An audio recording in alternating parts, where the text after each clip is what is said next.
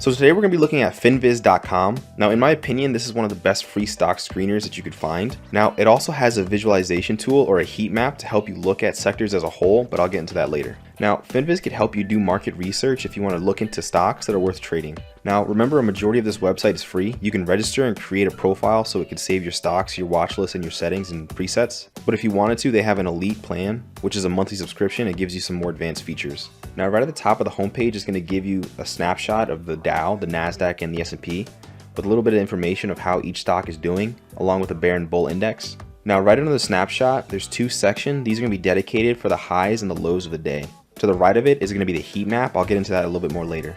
And scrolling down, they have two sections dedicated for technical analysis of a few tickers. They have each signal on the right side of it, along with major news companies and top headlines for the day.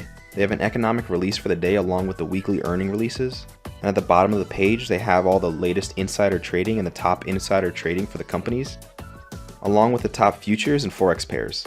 Now, if you go and click on the news tab, this page will give you a link of the overall news articles. You can either sort it by time or by source. And if you wanted to go to any of these news articles, you would just simply click on it. Now, clicking on the Maps tab will give you a heat map of the overall S&P 500 by default. You can click on the world if you choose to.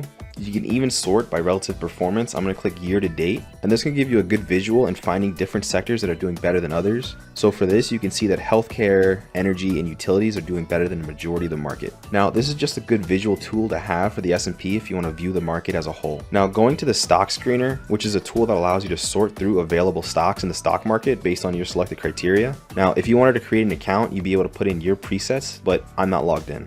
And even without an account, you can still search through the stocks you want. Now, this page can be broken down into two sections. The top is just the filters that you choose, and the bottom's just going to be the total amount of stocks that are the output from the filter.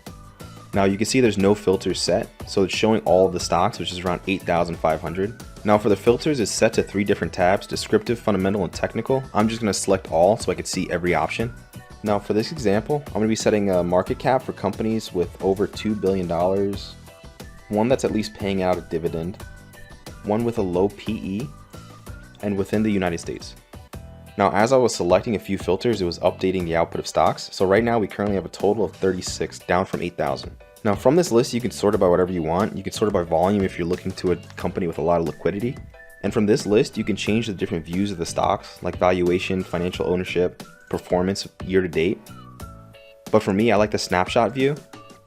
It gives a quick overall view of all the different stocks in the list, along with the company's charts and the quick description of what the company is. Now starting out, this quick description was pretty helpful since I've never heard of a lot of these companies. Now from here, if you just click on the stock that you want, it takes us to a dedicated page. Here it'll give you a full breakdown of what you need to know about the company.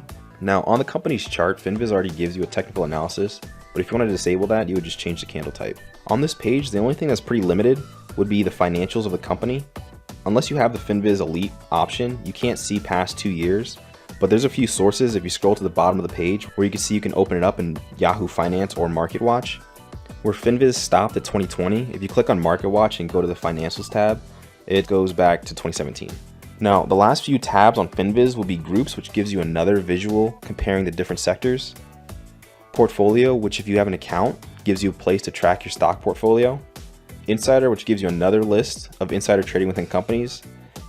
And then the futures, forex, and cryptos tabs have basic visual trackings for the market's most popular trades and pairs. The backtest and the elite tabs are just additional tools if you have the Finviz Pro account. But this was just a quick overview of what Finviz is. Let me know what tools you trade with down in the comments below. And if this video helped you out, don't forget to like and subscribe so I can continue making content just like this.